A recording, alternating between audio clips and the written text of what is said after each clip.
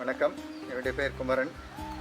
என்னுடைய கிராமம் பெருமாங்குப்பம் கிராமம், கேவிக்குப்பம் ஒன்றியம், கேவிக்குப்பம் வட்டம், வேலூர் மாவட்டம். நிலையத்தில் கேவிகேன்னு சொல்லுவோம். அந்த வேளாண் நிலையத்தில் இருக்க விஞ்ஞானிகள்லாம் எங்களுக்கு நிறைய அறிவுரை சொல்லியிருக்கிறாங்க, நிறைய வழிகாட்டல் சொல்லியிருக்கிறாங்க. அவங்களுடைய அறிவுரைப்படி நாங்கள் இயற்கை வேளாண்மையில் பண்ணிகிட்ருக்கிறோம். அவங்களுடைய வழிகாட்டுதல் என்பது எங்களுக்கு உண்மையிலே மிக பயனுள்ளதாக இருக்கிறது.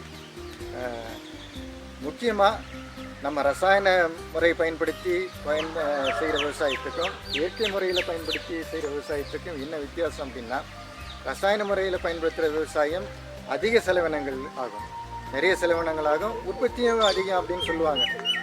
ஆனால் இயற்கை வழியில் நம்ம செய்யும்போது உற்பத்தி செலவு குறையும், லாபம் நிறைய கிடைக்கும்.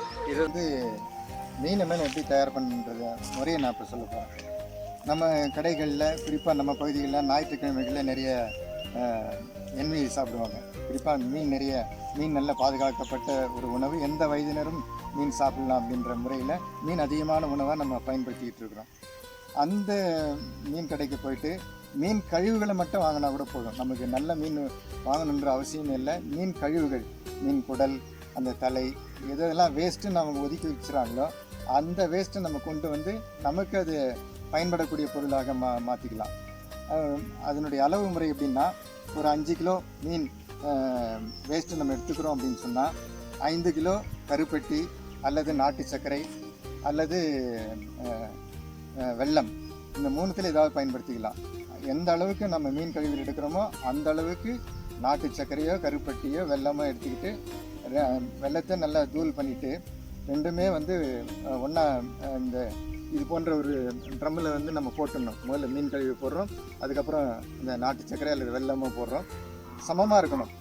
எந்த அளவுக்கு மீன் நம்ம கழுவி எடுக்கிறோமோ அந்த அளவுக்கு நமக்கு வெல்லமும் சமமானது. ரெண்டுத்தையும் போட்டு நல்லா கலக்கி விடணும். நல்லா கலக்கி எல்லாமே மீன் கழிவுகளும் வெல்லமும் எல்லாமே நல்லா தூளாக்குற அளவுக்கு நம்ம நல்லா கலக்கி விட்டுட்டு நம்ம மூடியை போட்டு நம்ம மூடிடுவோம். இது மூடிட்டா 22வது நாள் நமக்கு மீன் அமிலம் தயார் நிலையில் இருக்கும். தேவைப்பட்டால் நம்ம பார்க்கணும் எப்படி வந்திருக்குது அப்படின்னு பார்த்தா ஒரு 15வது நாள் 16 நாள் திறந்து பார்த்து உடனே மூடிடலாம். இதுக்கு இடையில் கலக்கிறதோ இல்லை அடிக்கடி தினந்தோறும் திறந்து பார்க்குறதோ அந்த மாதிரிலாம் வேலையே கிடையாது. முதல் நாள் மட்டும் இந்த மீனும் வெல்லமும் சேர்த்து கலந்து மூடி விட்டுறோம். அடுத்து 22வது நாள் பார்த்திங்கன்னா உங்களுக்கு மீன் அமிலம் தயார் நிலையில் இருக்கும்.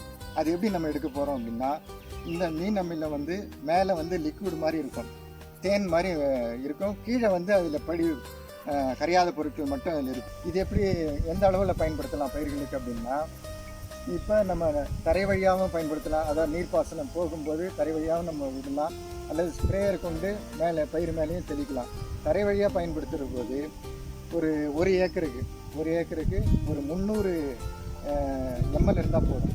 அது ஒரு ட்ரம்மில் கலந்துட்டு அந்த ட்ரம்மிலேருந்து கொஞ்சம் கொஞ்சமாக கால்வாய் பாசனம் போகிற போது அந்த கால்வாயில் கொஞ்சமாக ஒரு குழா மாதிரி அளவில் திறந்து விட்டோம்னா தண்ணி போக மீன் அமிலம் போக மேலே ஒரு ஏக்கருக்கு போய் அது வாங்கிடும். அப்படி இல்லை நான் ஸ்ப்ரேயர் பயன்படுத்துகிறேன், விசை தெளிப்பான மூலமாக பயன்படுத்துகிறேன் அப்படின்னா 1 லிட்டருக்கு 20லேருந்து 25 அல்லது 30 ml, அதிகபட்சம் 30 ml அதை நம்ம பயன்படுத்துகிறோம். நன்றி, வணக்கம்.